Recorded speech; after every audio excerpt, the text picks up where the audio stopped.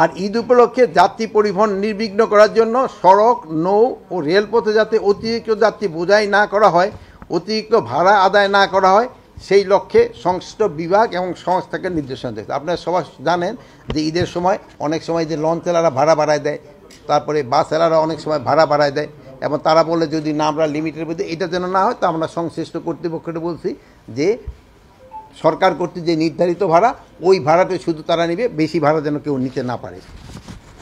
চুরি, ডাকাতি, ছিনতাই, চাঁদাবাজি, দখলবাজি এবং সংঘবদ্ধ দুষ্কৃতিকারীদের কর্মকাণ্ড তথা সন্ত্রাসী কর্মকাণ্ড রোধে ইউনিফর্মধারী পুলিশের পাশাপাশি গোয়েন্দা সংস্থার সদস্য মোতায়েন থাকবে। বিশেষ বিশেষ রাস্তার মোড়ে চেকপোস্ট স্থাপন করা হবে। টাকা এই অনেক সময় স্থানান্তর করার জন্য, যেন যদি কারো বেশি টাকা হয়, মানি স্থানান্তরের জন্য আমাদের স্কটের সহায়তা নেবে।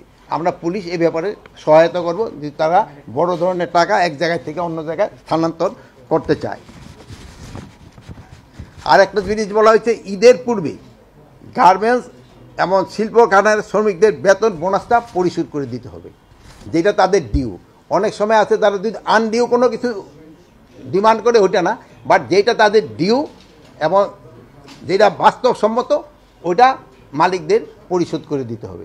অনেক সময় দেখা যাচ্ছে যে তারা বোনাস, হয়তো সে 1 বছর চাকরি করে না, বাট সে এখন বোনাস চাইতেছে 2 মাস চাকরি করে, ওইগুলি তো তার তো আইনের ভিতরে কভার করে না, ওইগুলির ক্ষেত্রে না। বাট যেটা যে ধরেন সে চাকরি করছে, এই মাসের বেতনটা তার পাওয়ার কথা, ওই বেতনটা মালিকরা যেন শোধ করে, ওই ব্যাপারে আমরা কর্তৃপক্ষদের বলেছি এটা এনশিওর করার জন্য।